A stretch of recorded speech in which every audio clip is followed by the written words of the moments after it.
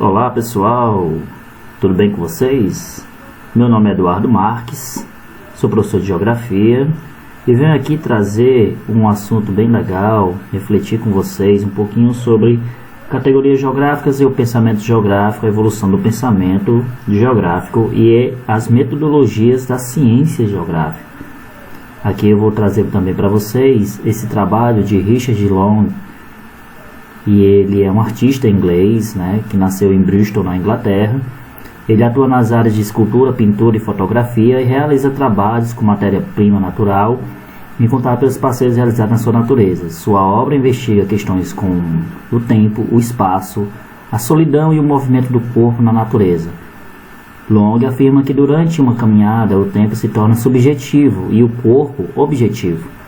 Diz ainda que essas caminhadas nada tem a ver com a arte performática, uma vez que não dispõe de plateia. A solidão implica a possibilidade de uma relação com o território percorrido.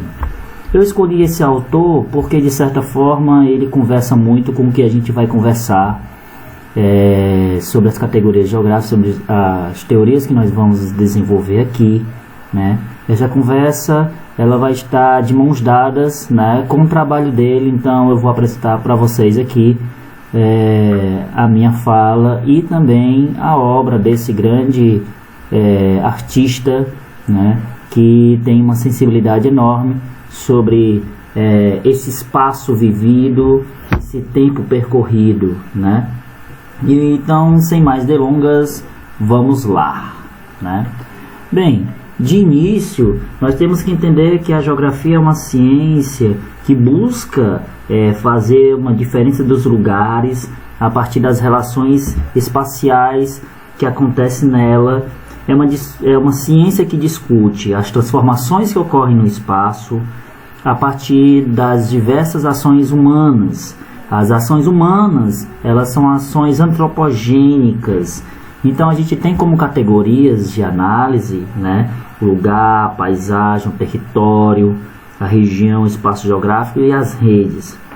A geografia ela é uma ciência muito complexa, ela vai do geral ao um olhar físico humano, a um olhar regional que diferencia as partes de um determinado espaço, E de certa forma a geografia ela estuda um espaço terrestre produzido e transformado pela ação humana, um homem que explora aquilo que a natureza pode lhe dar, uma visão capitalista de exploração, uma visão relacionada com a exploração do que a natureza pode trazer de benéfico, E o olhar capitalista é um olhar de lucro, O que é que essa natureza ela pode trazer de lucro para o ser humano,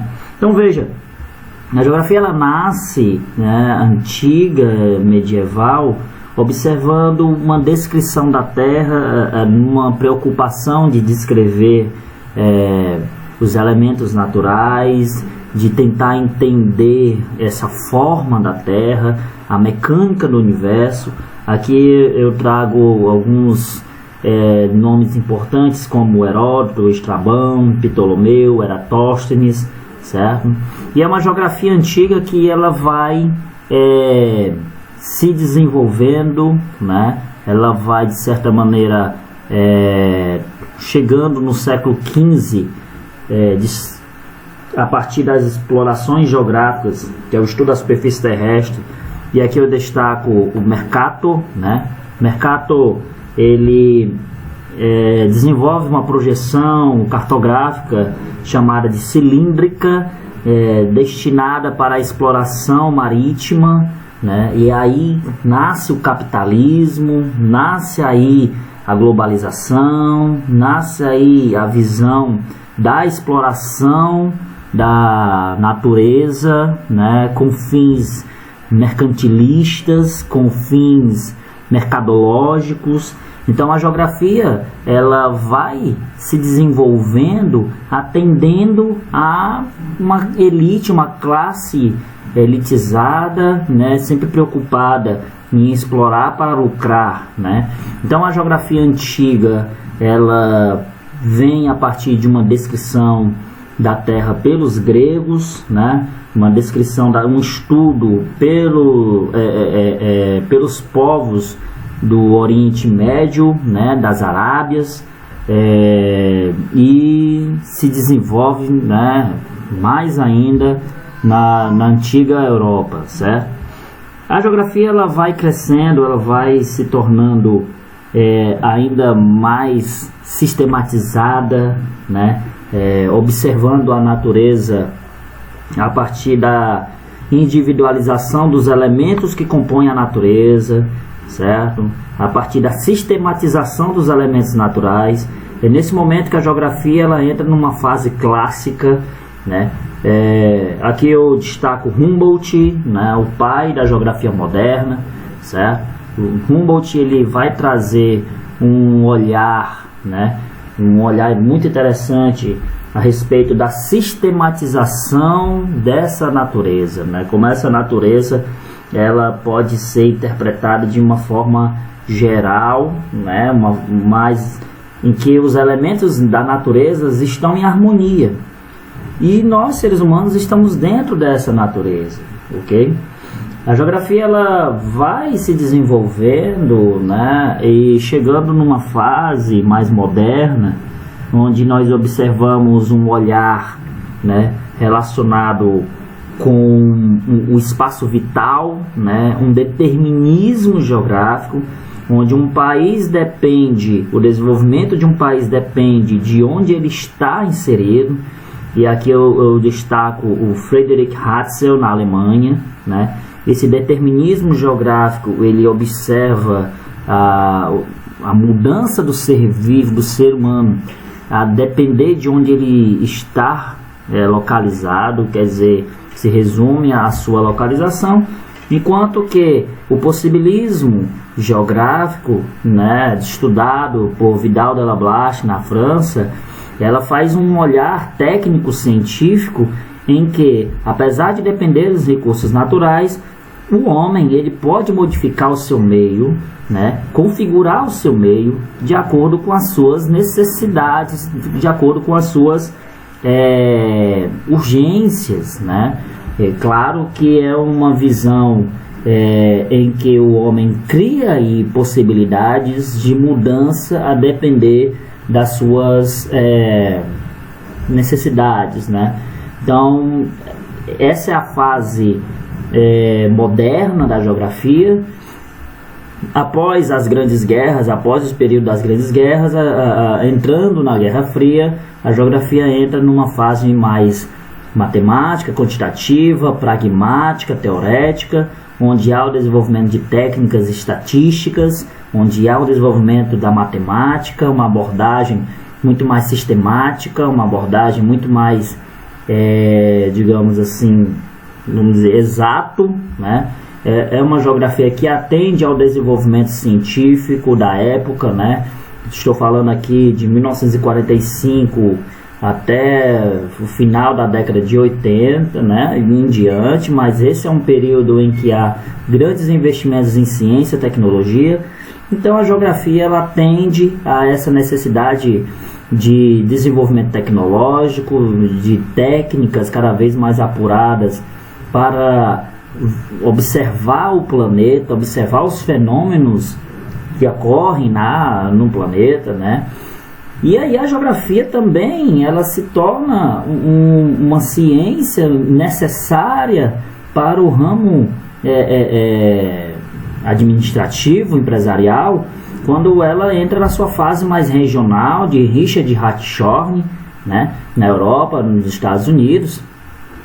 E nessa geografia regional, onde nós observamos a diferenciação das áreas, né, a nível regional, para identificar o potencial de cada região, para melhor explorar os recursos dessa região, claro, que é uma fase muito importante da geografia e que atende à administração do território, ao mexer no território, a necessidade de melhor usar esse território e explorar aquilo que o território pode fazer, entendendo que dentro desse território existem peculiaridades, né? Existem diferenças de áreas, né? Então é uma geografia regional, né? Muito mais voltada para um planejamento, para um ordenamento, né? Para um gerenciamento do território, ok?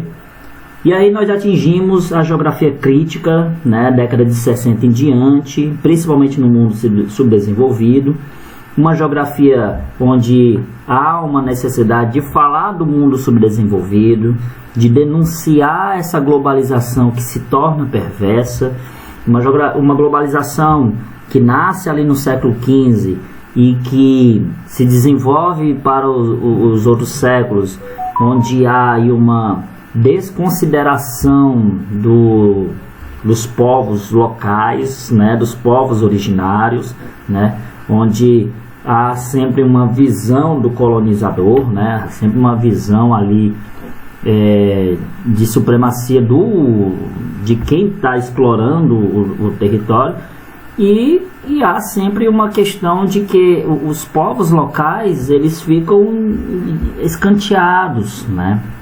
Eles ficam ali subalternizados, né? Onde há uma negação, uma rejeição da cultura local, né? E aí, claro que a globalização ela é perversa porque você causa ao longo da história o maior assassinato, que é o assassinato cultural, uma desconsideração da existência desses povos, né? E onde prevalece o olhar do dominador, né? A geografia crítica, né? Na imagem de Pierre Georges e Yves Lacoste na França e de Milton Santos aqui no Brasil, certo? Bem, sobre as metodologias da ciência geográfica, nós podemos destacar 3 ali, né? Por exemplo, a extensão de Hatzel, que está alinhado com o determinismo de Hatzel, né? Em que para delimitar um determinado fato, você deve localizá-lo na superfície terrestre, certo? Hatzel sempre se preocupa para explicar algo, você tem que observar a situação geográfica, a posição geográfica desse fato. A analogia de Ritter e de Lablache está relacionada a comparar fatos, a comparar áreas, né? Sempre olhando as semelhanças e as diferenças. A conexidade de Jean Brunes observa que os fatos e as áreas não são isoladas. A palavra conexidade está relacionado com elos de interdependência, observando que nada está isolado, tudo está integrado, né? Um determinado problema ela tem ligações com outras situações. A causalidade de Humboldt estabelece causas e consequências dos fatos, né? E a atividade de Brunes, os fatos são dinâmicos e mutáveis. E é preciso conhecer o passado para melhor entender o presente e, se possível, prever a sua evolução. Claro que a atividade de Brunes é uma metodologia muito comum na ciência histórica, né? Bem, a gente vai seguindo em diante e aqui eu quero conversar com vocês a respeito, por exemplo, dos diversos tipos de categorias, né, que nós podemos desenvolver na ciência geográfica. Entenda que, primeiramente, a ideia de espaço-tempo é observar que o espaço ele é constituído por elementos tanto naturais como artificiais. E o espaço ele é entendido pela presença desses elementos, ok? Então não tem sentido detectar, dimensionar um espaço como se ele fosse um território. A gente não pode fazer essa confusão entre espaço e território, porque o território ele é delimitado.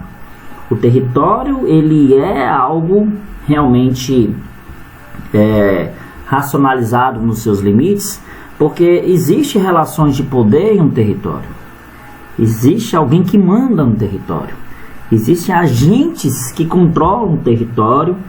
Existem agentes que têm ali um papel de gerenciamento, né, sobre o próprio controle do território.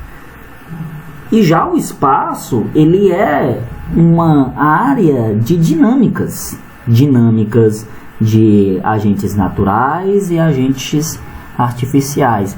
Entenda que a geografia, o espaço geográfico, ele é constituído por coisas, mas ele também é constituído por dinâmicas dessas coisas. E essas dinâmicas, elas são de diversas formas. E essas dinâmicas, os movimentos que esses agentes realizam, aí nós vamos ter a ideia do tempo. O tempo, ele é justamente todo o movimento que esses agentes eles podem realizar. Então, a depender dos agentes constituídos dentro desse espaço, nós podemos ter tempos diferentes. Observe como o tempo ele é relativo. Em que sentido? Ele é relativo porque os agentes não são iguais. Cada espaço é constituído por agentes diferentes. E podemos entender que o próprio espaço ele cria ali dinâmicas, movimentos diferentes, e os espaços não são iguais. É nesse sentido que a gente observa que o espaço também não tem um tamanho definido. O espaço não tem um tamanho definido, né? Então, veja, é aí que nós podemos chegar numa definição muito interessante. O espaço, ela é uma relação de sociedade e natureza. Ela não é algo fechado. O espaço ele é dinâmico e o espaço ele não tem um tamanho definido, certo? O tempo são os movimentos que esses elementos espaciais podem estar realizando. Já dentro desse espaço, nós podemos observar que dentro desse espaço nós podemos ter áreas onde o ser humano vive e o ser humano tem um vínculo sentimental, de pertencimento. Dentro desse espaço, o ser humano cria ali algumas áreas em que ele desenvolve atividade e funções, certo? Então, essas áreas em que o ser humano desenvolve trabalho, atividades, é o que nós podemos caracterizar como o que é o lugar. O lugar é um conceito subjetivo. A Anna Fanny Alessandri, né, ela observa que o lugar é a reprodução da vida, onde ela analisa que há uma tríade entre habitante, identidade e o lugar. Então o lugar ele é sentido, ele é pensado, ele é apropriado, ele é vivido, né? Então o lugar ele só existe porque o ser humano ele dá uma função, ele dá uma qualidade para aquele determinada fração daquele espaço, né? O meu quarto é um lugar porque é lá que eu durmo, ou então a sala é um lugar porque é lá que eu assisto uma TV, certo? Então observe como existem relações diferentes, né?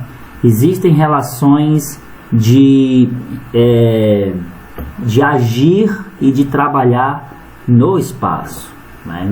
É muito interessante essa definição de lugar, né? Por exemplo, o que seria a paisagem então? A paisagem ela é um momento desse fluir do espaço-tempo, né? Ele é um instante. Mas a paisagem, ela não é só aquilo que eu vejo. A paisagem, ela é percebida por mim a partir dos meus sentidos. A paisagem, ela é sentida por mim a partir das minhas vivências, né? Da minha sensibilidade, né? De onde eu estou. A paisagem, ela é também um movimento do espaço-tempo. Então a paisagem é um movimento, ok? E é, na verdade, um contato com a realidade. A paisagem é a expressão do meio, é como o meio ele se apresenta para a gente, né? Milton Santos ele observa que a paisagem é um conjunto de formas que num dado momento exprimem as heranças, aquilo que foi, né? Exprime as sucessivas relações homem-natureza. Então, quer dizer, a paisagem ela é construída na medida em que o próprio espaço-tempo ele vai se desenvolvendo. Então, o espaço-tempo ele vai criando paisagens diferenciadas e as paisagens elas não se repetem. As paisagens elas vão mudando com o tempo, certo? Então, veja que interessante, né? Como as coisas elas vão se perfazendo, né, e criando aí paisagens únicas a partir dessas relações do homem com a natureza. Veja, nós temos uma paisagem natural, nós temos uma paisagem cultural. Aquilo que é natural é aquilo que é físico, é natural. Aquilo que é cultural é aquilo que o ser humano produz, né? Veja que as regiões, o que seria a ideia de região, né? Em região, ele é, na verdade, uma particularidade, né, de uma área. Ela vai ter uma característica específica, né? Então, a região é uma área delimitada que obedece a um critério específico. Ela é uma elaboração racional para melhor entender uma área. Então, a região ela faz parte da individualização das partes de um território. Então entenda que o território ele não é igual em todas as suas partes. O território ele se individualiza. Então a gente tem a chamada regionalização, que é o processo de divisão do território em regiões. O Brasil já passou por várias regionalizações. O IBGE é responsável por isso, né? E observe como a regionalização ela tem uma função de melhor administrar esse território. Então, regionaliza-se um Brasil, regionaliza-se o mundo com o objetivo de melhor se apropriar desse território, com o objetivo de melhor explorar esse território, né? E, claro, nós temos diversas formas de regionalizar um território, né? A regionalidade é a propriedade ou qualidade do ser regional. É uma identidade, um reconhecimento que você tem àquela região. Então a minha forma de falar, a minha forma de pensar, a minha forma de vestir, ela é uma qualidade da regionalização, da regionalidade, né? E observe que a região ela pode ter diferenças diversas. Por exemplo, você pode ter a ideia da região natural, que está relacionada com a natureza, né? Nós podemos ter, por exemplo, a ideia da região como criatividade intelectual, né? Que observa objetivos específicos a critérios predefinidos. Temos uma região geográfica que vem de processos naturais e antrópicos, né? Assim como o território também ela tem concepções diferentes. O território também ele é diferente. Como esse território a gente pode entender ele diferente? O território ele pode ser natural, ele pode ser a partir do comportamento natural dos animais, dos próprios seres humanos, né? Ela pode ser econômica. O território ele pode ter uma ideia econômica a partir da exploração dos recursos, a partir do abrigo, estratégia de sobrevivência, né? O território ele também pode ser político a partir dos controles e relações de poder, certo? Ele pode ser também idealista se o espaço vivido e as relações culturais eles existem no território. E as territorialidades elas estão relacionadas com o uso da superfície terrestre, né, por indivíduos que realizam ali uma atividade, que realizam ali um trabalho, né, uma intervenção, né. Então, observe o próprio tráfico, né, o próprio as tribos indígenas, ok? Por exemplo, as atividades econômicas, né, são territorialidades. Já as redes, elas são fluxos, né, as redes de conexões são fluxos onde acontecem vários tipos de relações em um dado espaço geográfico, né? Então, as redes também são importantes para ser definidas, né, como uma categoria geográfica. Então, existem variados tipos de fluxos, de interrelações, né, de redes, né, de interconexões entre os espaços, certo? Então, só concluindo aqui a minha fala, relacionado, por exemplo, com o próprio espaço, o espaço geográfico, né? O espaço geográfico, ela é uma relação da sociedade com o espaço. Ele é um conjunto de lugares de diferentes naturezas e processos históricos, unidos por redes de relações. Ela é dinâmica, ela é somatória dos elementos naturais e culturais, sociais, e que está em constante movimento e que está em constante trabalho, certo? Pessoal, é isso. Eu vou finalizando aqui a minha fala, certo? Espero que vocês tenham gostado aí das imagens que eu tenho passado aqui, né? Para chamar a atenção mesmo. Conversa muito sobre o que nós estamos falando, ok? O vídeo ficou um pouquinho longo porque o assunto é longo, né? Mas espero que eu tenha ficado entendido, certo? Agradeço bastante a atenção. Uma outra vez aí a gente vem também discutir outros assuntos da nossa ciência geográfica. Valeu, até mais.